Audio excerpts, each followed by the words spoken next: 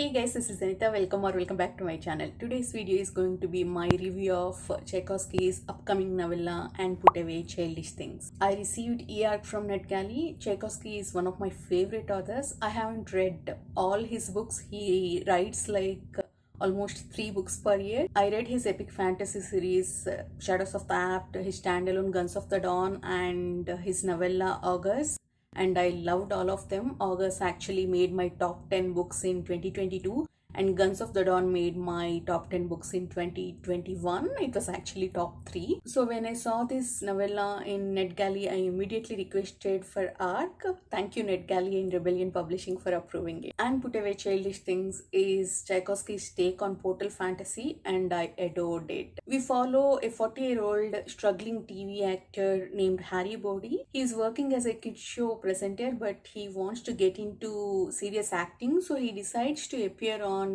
this interview show which interviews minor celebrities and reveals their secrets. Harry's grandmother was an author of popular children's series called Underhill, so he plans to take advantage of that and reveal some secrets only he knows and gain popularity in that way.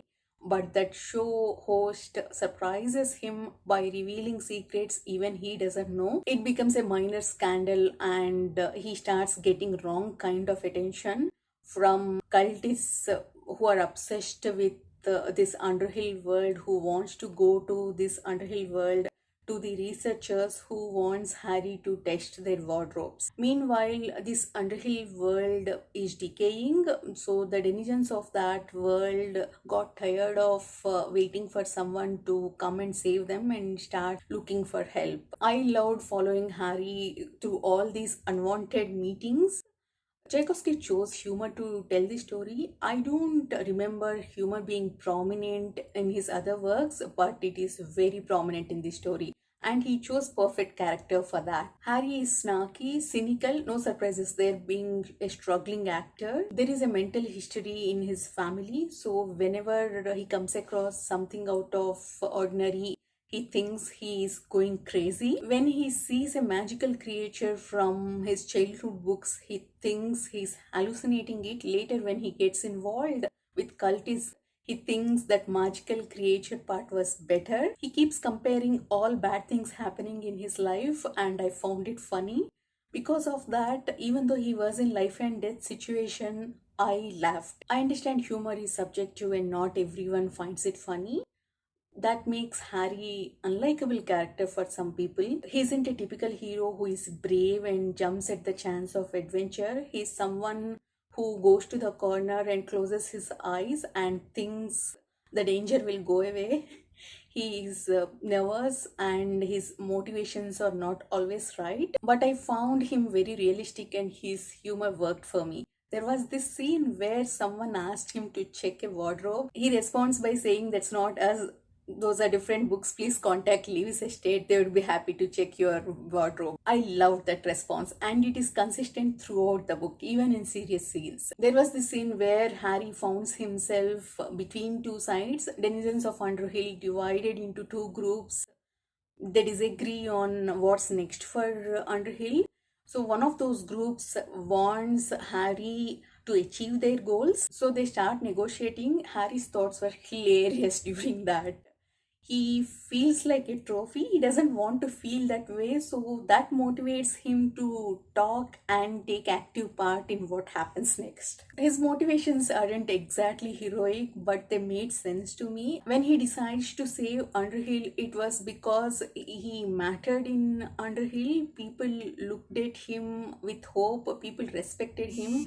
In our own world, he was lonely, he wasn't mattered. It may not have themes like classism and rebellion like August, or war and trauma of war like Guns of the Dawn, but it's a homage to children's stories and all magical worlds. Tchaikovsky added his own twist to famous scenes from popular fantasy worlds. I read only Chronicles of Narnia, Harry Potter, and Lord of the Rings, so I could recognize only those scenes. If you grew up reading children's stories in English, I'm sure you could recognize many other scenes. My favorite twist is Shelob's character from Lord of the Rings. Tchaikovsky added his own version in this book, and that character became one of my favorite characters by the end of this novella. And I love battle scenes from Return of the King. One of my favorite scenes from that is Legolas taking down that elephant. To be clear, this novella doesn't have elephants or even Legolas character, but you will definitely recognize that scene when you read this book. I loved finding those Easter eggs, and Harry's character growth is just fantastic.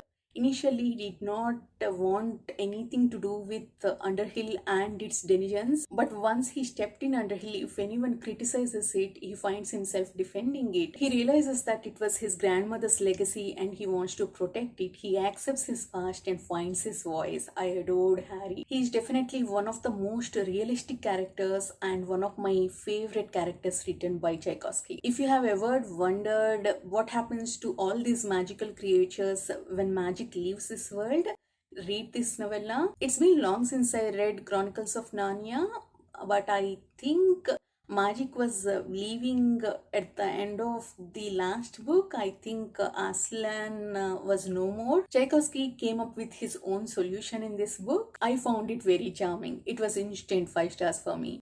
It is coming out on March 28th. Pre-order it. Also, I almost forgot, it's not straightforward portal fantasy. Tchaikovsky added his own twist to that. He added another genre in the middle of that. So pre-order it. I'll leave the link in the description to pre-order. It will be a great palate cleanser. If you have read any portal fantasy or any famous children's stories as a kid, it will be fun to find those Easter eggs. Just give it a try. It's only around 200 pages. Tchaikovsky packed a lot in those 200 pages. Pick it up, you will not regret it. And if you have already read it, please let me know what other Easter eggs you found. Please like, comment and subscribe. See you in the next video. Bye-bye.